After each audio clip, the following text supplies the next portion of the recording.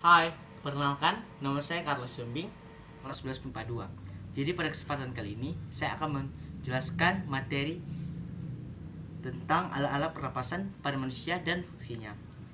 Tahukah Anda dari mana oksigen berasal? Atau pernahkah Anda bertanya, dari mana karbon dioksida berasal? Oksigen berasal dari tumbuhan sebagai zat sisa hasil fotosintesis. Begitu pula karbon dioksida yang berasal dari manusia sebagai zat sisa yang berasal dari tubuhnya. Agar dapat bernapas, manusia tentu memiliki alat pernapasan yang diantaranya yang pertama hidung atau kafun navalis. Hidung merupakan alat pernapasan manusia yang paling terlihat dengan jelas.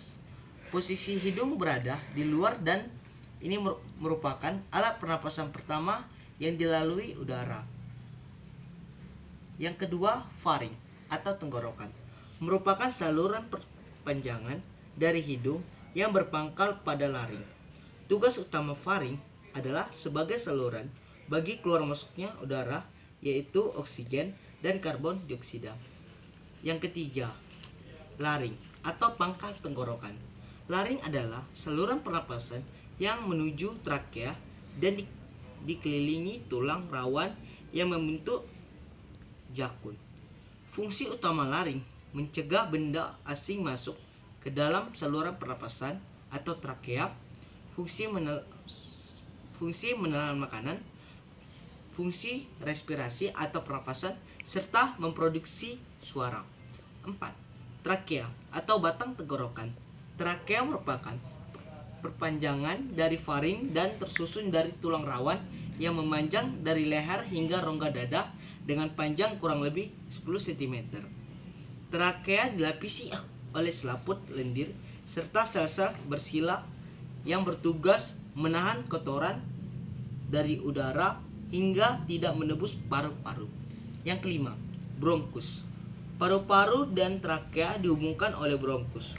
Bronkus terbagi menjadi dua.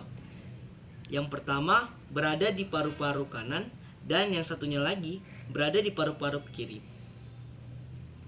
Struktur bronkus berupa tulang rawan dengan otot-otot halus dan bercabang lagi menjadi bagian kecil disebut bronkiolus.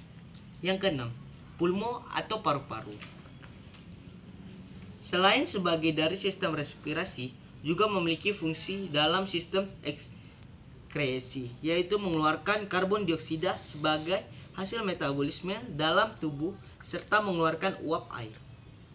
Yang ketujuh, bronkiolus. Panjang lebar kita telah berbicara tentang fungsi pernapasan serta alat-alat yang terlibat di dalam hidung, paru-paru, laring, bronkus, dan faring. Sudah biasa